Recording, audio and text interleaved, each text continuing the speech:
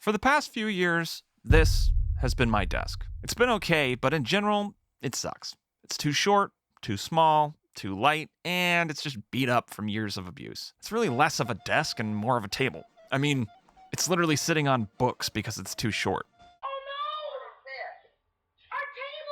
Now, there are a lot of options out there for studio desks. Some are big, some are small, some are expensive, and some are even more expensive. I scoured the internet looking for something that fit my needs and also fit the vibe of my studio. Something that could fit a full SSL controller trio, a complete Control S61, have plenty of rack space, good ergonomics, acoustics, and be natural wood. But nothing really checked every box. The only choice was to design and build my own custom studio desk from scratch. So that's what I did. I started by drawing up a model in SketchUp. After about a dozen ideas, I landed on this setup. The design allows for lots of possible configurations. The height is tall enough to allow for a keyboard tray underneath. I could fit a full SSL controller setup on top, and there's potential for 60, yes, 60 units of rack space. 16 on top, 12 on the front of each leg section, and 10 on each side of the back for power supplies and fans or whatever. If you have any questions about the design or acoustics or any details about this build, let me know in the comments and I will do my best to answer. And now for the fun part.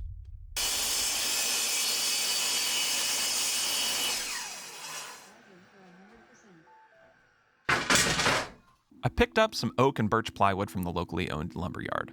Whenever you do a project, see if there's a small business you can support and get your materials from there. The wood I got was cheaper and more high quality than what's available at the big box stores. It's important to note that I have very little fine woodworking experience, almost none in fact. So this isn't really a tutorial, there's plenty of those elsewhere on YouTube. I just want to inspire you to take on something new and share this build with you. I measured everything, and then I measured again, and I measured again, and marked and tried to make sure my lines were as precise as possible. After a couple janky cuts, I found that a router was really the best tool for most of these cuts. It left very, very clean cuts with no tear out. This $60 Harbor Freight one worked just fine. You don't have to have super fancy pants tools, just work with what you got.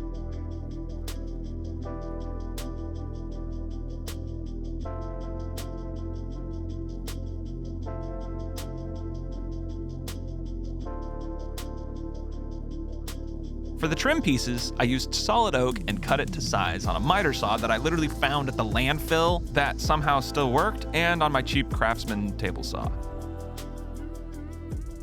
Aren't you glad you're sitting here watching me vacuum and spending your time doing this instead of watching like dog fights or something? After cutting all the pieces, I glued together the top and sanded everything down, which was a lot of sanding. Next, I pre-treated the wood, let it dry, and applied the stain.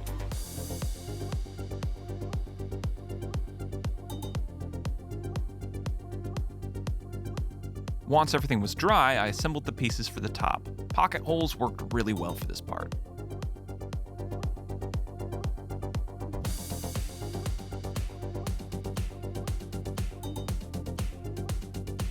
Then, I polycoated the top. I let it fully dry for a day in between each coat, so this took about a week, but it really only took about 5 minutes of work to apply it each time. After all that, I threw on some rack rails and attached the trim. I definitely should have put the trim on before I polycoated everything and stained it to match. Mistakes were made. Late night sanding and touch-up sessions happened. The next order of business was to build the legs. These were way easier to build than the top, mostly because the angles weren't as critical, so it really only took me one night to make these.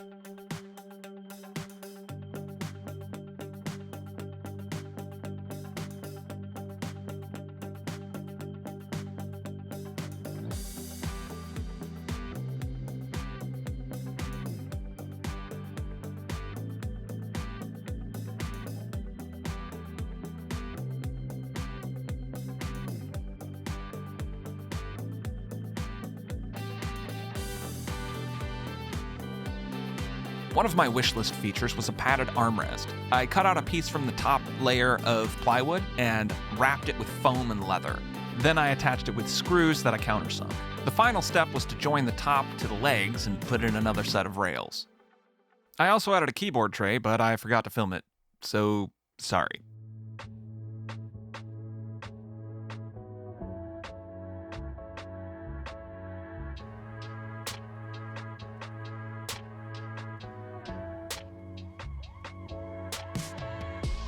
And there you have it, my absolute dream studio desk.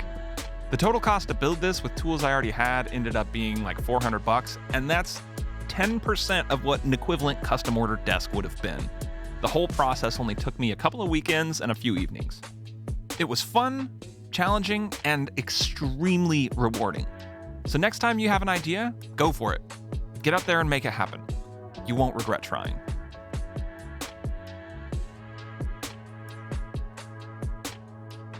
Thanks so much for joining me on this. If you want to stay connected, consider subscribing and follow me on Instagram at The Rave Barn. Keep creating, and I'll see you next time.